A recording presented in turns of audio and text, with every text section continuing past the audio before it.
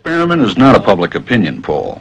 It examines behavior under the pressure of social forces, as the experiment of Sólomon Ας reveals. The experiment you'll be taking part in today involves the perception of lengths of lines. As you can see here, I have a number of cards, and on each card there are several lines.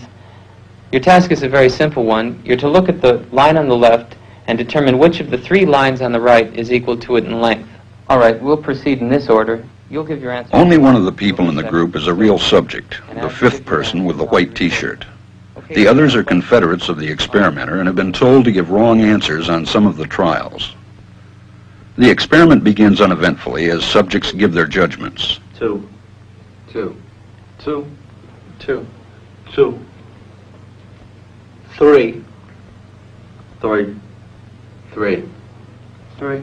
But on the third trial, something happens. 2, 2, 2, 2, 2. The subject denies the evidence of his own eyes and yields to group influence.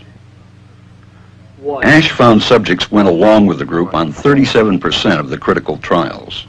But he found through interviews that they went along with the group for different reasons. 1. 1. They must be right. There are 4 of them and 1 of me. 1. This subject's yielding is based on a distortion of his judgment. He genuinely believes that the group is correct. 1. 1. 1. 2. 1. 2. 2. 2. I know they're wrong, but why should I make waves? 2. In this case, the subject knows he is right, but goes along to avoid the discomfort of disagreeing with the group. Here, the distortion is at the level of his response. 2. 2. 2. 2. In the previous experiment, the naive subject stood alone against the group. In this variation, Asch gave the naive subject a partner, here seated in the third position, who also gives the correct response. 1. 1. 2. 1. 2.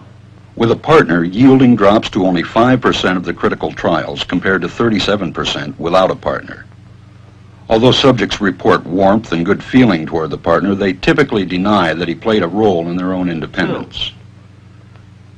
The partnership variation shows that much of the power of the group came not merely from its numbers, but from the unanimity of its opposition. When that unanimity is punctured, the group's power is greatly reduced. Sometimes we go along with the group because what they say convinces us they are right. This is called informational conformity. But sometimes we conform because we are apprehensive that the group will disapprove if we are deviant. This is called normative conformity. The strength of the normative factor is shown in another variation carried out by Asch. In this variation, the subject is told that because he had arrived late, he would have to write his answers.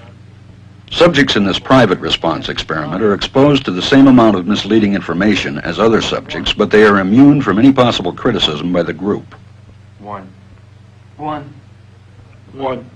And this enormously reduces the pressure to conform. Conformity drops by 2/3.